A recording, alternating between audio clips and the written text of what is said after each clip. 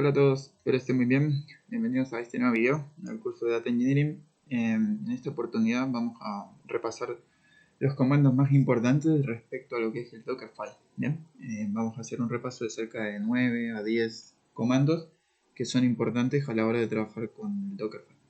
Entonces, para eso, en el repo GitHub que van a encontrar aquí en el enlace de abajo en el video, hay una clase que se llama 9. En ese folder hay un subfolder que se llama Entendiendo el Dockerfile.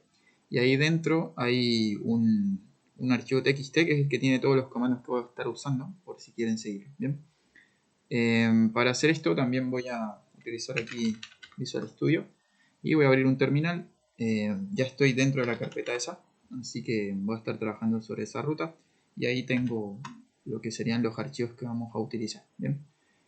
Bien, lo primero que quiero mencionar es que cuando uno trabaja aquí con lo que es la parte de Docker, uno puede tener un archivo que se llama el Docker Ignore y es un archivo que nos permite ignorar ciertos tipos de formatos cuando vamos a levantar las imágenes. Por ejemplo, aquí queremos omitir el folder tem, todo lo que sea dsstore o lo que termine en git, por ejemplo. Eso es una forma de hacer más eficiente los builds de las imágenes. Bien. Y bueno, lo colocamos en la misma ruta donde estemos colocando el Dockerfile. ¿Bien? El Dockerfile se crea así, es un archivo que empieza con D mayúscula, no tiene extensión y se escribe así, Dockerfile. ¿Bien? Así que dentro del Dockerfile vamos a ir viendo algunos comandos importantes que son los que puse por acá. Y bueno, por ejemplo, uno puede hacer un Dockerfile muy sencillo, algo como esto. ¿Bien? Y como ven ahí, lo único que hacemos es traer la última versión de Ubuntu y hacemos un cmd, una llamada al terminal para que imprima un hola mundo. Y bueno, después de eso, si estamos dentro de la ruta, nosotros podemos levantar la imagen con el docker build, un puntito. Eso en teoría va a levantar la imagen. Y bueno, ahí después podemos correrla, si es que necesitamos que corra. Pero algo que quería mencionar es que cuando ustedes ya tienen la imagen creada y la vuelven a crear, o la vuelven a levantar con el build, se demora mucho menos tiempo. Aquí se demora un segundo y se demoró 2. Usualmente se demora menos de la mitad y eso es porque ya tiene la memoria caché la información que necesita para levantar la imagen. ¿Bien? Ahora si queremos levantar, correr la imagen, recuerden que tenemos un comando que se llama docker image y aquí vamos a colocar docker run y luego el tag de la imagen y ahí entonces haría lo que es el hola mundo. ¿Bien? Ok. Teniendo eso claro, entonces vamos a ir repasando algunos de los comandos importantes. Dentro del Dockerfile tenemos algo que es el from. El from nos permite traer lo que son las imágenes. Hay 3 notaciones estándar para hacerlo. Básicamente la que más se usa suele ser esta, pero si lo haces así, por lo general siempre trae la última versión que se llama Lares. Pero si no quieres eso, puedes también colocar imagen, 2 puntos y la versión que quieres. ¿Bien? De esa forma evitas incompatibilidades con ciertos tipos de librerías, dependencias, etc. Y esta última versión es una que se llama Digest, no es tan usada, es cuando necesitas hacer que los channels sean más rápidos en la descarga, pero son para ciertos tipos de librerías cuando no están en el repo público de Docker. ¿Bien? Bueno, después tenemos un segundo comando que se llama el workdir, que es el working directory, perdón, y es donde uno puede definir rutas de trabajo. ¿Bien? Entonces, por ejemplo, aquí hice otro Dockerfile donde voy a seguir trabajando con esta imagencita, Ubuntu Lares, y voy a setear el working directory en lo que es esta estructura de app, en este folder. El working directory se puede usar varias veces, eso es algo que tienen que saber. Y bueno, después de eso nosotros podemos levantar la imagen con este comando, el docker build, colocamos el tag y el nombre de la imagen, en este caso working directory. Ahí después le colocamos el punto para decir que se va a ejecutar todo lo que está dentro del directorio actual con el Dockerfile. Y ya después de eso podemos correr esa imagen con el docker run. Y ahí se supone que nos debe mostrar el directorio actual, con el pwd, que es el power directory. También ahí nosotros podemos hacer otras cosas. Aquí una cosa que vale la pena resaltar es que los directorios son relativos. Entonces cuando ustedes crean varios working directories, en general están creando subdirectorios. ¿A qué me refiero? Por ejemplo, si yo hago esto, estoy usando el working directory varias veces. En general estoy haciendo una ruta que va a ser user, src y app. Bien, cuando imprima esto van a darse cuenta que está esa ruta definida. Después podemos volver a levantar el service. Le ponemos lo mismo, el build, todo eso. Y luego volvemos a correr con el docker run, el nombre de la imagen. Y deberían observar que ahora el directorio relativo aparece en 3 niveles. Eso es importante que lo tengan presente porque a veces se olvida. Y otro ejemplo podría ser, no sé, definir otro working directory de otra forma, uno que se llame var, luego log y luego engines. Y de igual forma van a tener 3 niveles. Si volvemos a levantar la imagen y lo volvemos a correr con el docker run, van a darse cuenta que otra vez va a mostrarme los 3 niveles. ¿Bien? Así que eso es como para que se entienda que los directorios se van agregando cada vez que agregan una jerarquía de working directory. Bien. Bien. Después tenemos otro comando que se llama el add y el copy. Básicamente el add permite hacer descompresión de archivos. Es un poco más complejo, más rápido para ese tipo de tareas. Cuando necesitas traer información de la web o cosas de ese estilo, o descomprimir archivos tar, gzip o cualquier otro. Y el copy tiene más ventajas cuando estás trabajando con archivos locales, un poco más eficiente. Así que la forma de hacerlo es simplemente, no sé, agregar algo como esto, add, el archivo que quieres agregar local y hacia dónde quieres mandarlo, en la ruta del container. También tiene un shortcut y es, por ejemplo, si tú tienes un montón de archivos con este formato, .py, puedes agregarlos todos en la ruta que tú especifiques. ¿Bien? No necesariamente py, puede ser cualquier otro formato. ¿Bien? Bueno, después tenemos un cuarto comando que es el run. Y bueno, el run básicamente es para poder ejecutar comandos durante el proceso de lo que es el build en este caso, el build del container. Entonces, por ejemplo, aquí tenemos la última imagen de Ubuntu y luego hacemos un app update, un app get update, que eso es simplemente actualizar la paquetería. Entonces nosotros podemos levantar este servicio, le podemos poner un nombre, se llama así, por ejemplo. Y luego de eso, deben observar aquí que está haciendo el run app get update. Bien. También podríamos tener muchos apt-get updates o no sé, instalar paqueterías en específico, que eso también es bastante útil cuando necesitamos dependencias. El quinto comando es uno que se llama el cmd o el command, y lo que es el entry point. Esto básicamente lo que hacen son definir comandos ejecutables cuando se van a correr los containers. Y el entry point usualmente suele ser mejor cuando uno desea que básicamente el contenedor funcione como un ejecutable, mientras que el cmd es cuando uno quiere ejecutar usualmente comandos default. Entonces, aquí hay un pequeño ejemplo donde estamos trayendo la última versión de Ubuntu. Aquí estamos haciendo un apt-get update y después estamos haciendo otras cosas. Un apt-get install el core y luego estamos borrando lo que son una ruta temporal. Entonces en este caso también podríamos verificar que funciona. Le ponemos un nombre a la imagen. En este caso necesitamos decirle, vamos a guardar el Dockerfile. Le pusimos así y creo que le puse este nombre. Creo que tengo otra imagen así que aquí me dice que necesito un argumento especial. En este caso tenemos docker build -t, David Core. Bueno, podemos simplemente mandar a correr. Ah, claro. Falta un -t aquí, obviamente, que es del tag. Y bueno, ahí ya debería estar levantando la imagen.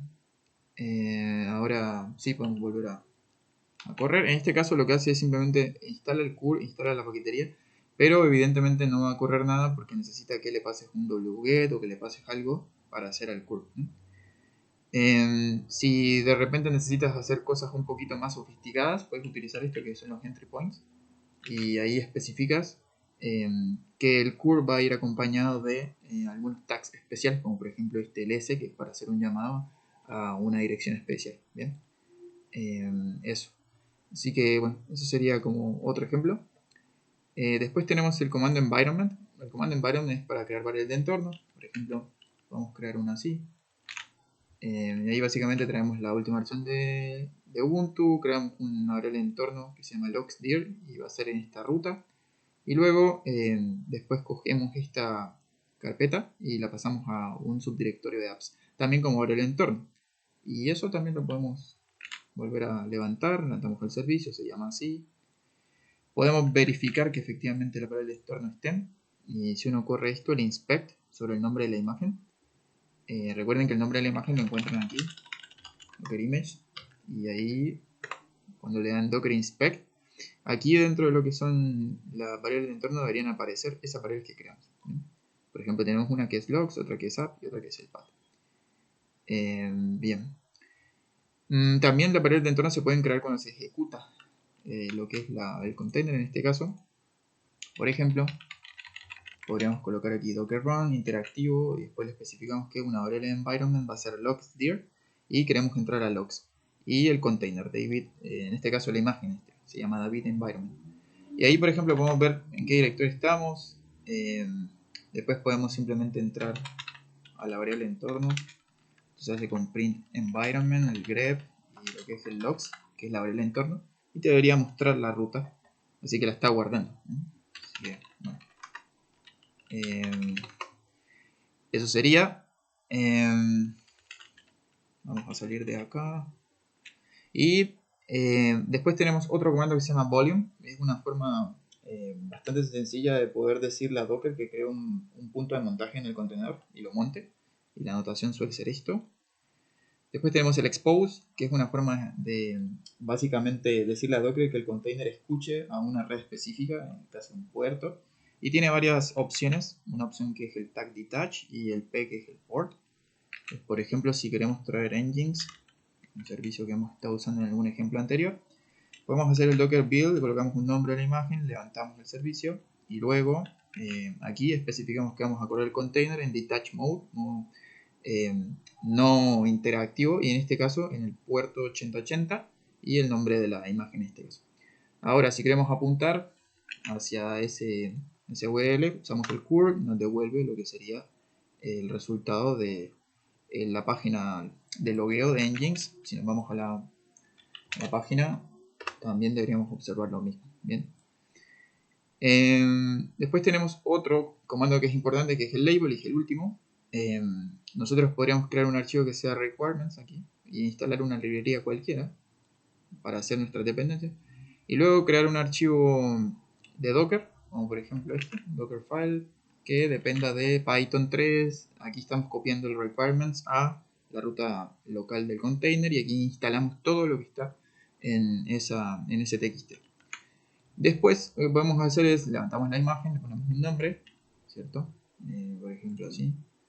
Y después de hacer eso podemos mirar si es que la imagen queda creada. Fíjense que aquí hizo todo el proceso de creación e instalación de las herramientas. Y ahí efectivamente está nuestra imagen creada. Ahora, esta imagen si bien pesa 930 megas, eso pesa un montón. Si nosotros quisiéramos hacerlo un poco más eficiente, podemos hacer algo como esto, cambiando el Dockerfile. Esto es súper importante para hacer mucho más rápido la carga de los contenedores. Y es que uno puede decirle, mira, trae cierta versión de Python, copia el requirement, si eso no pesa casi, instálalo.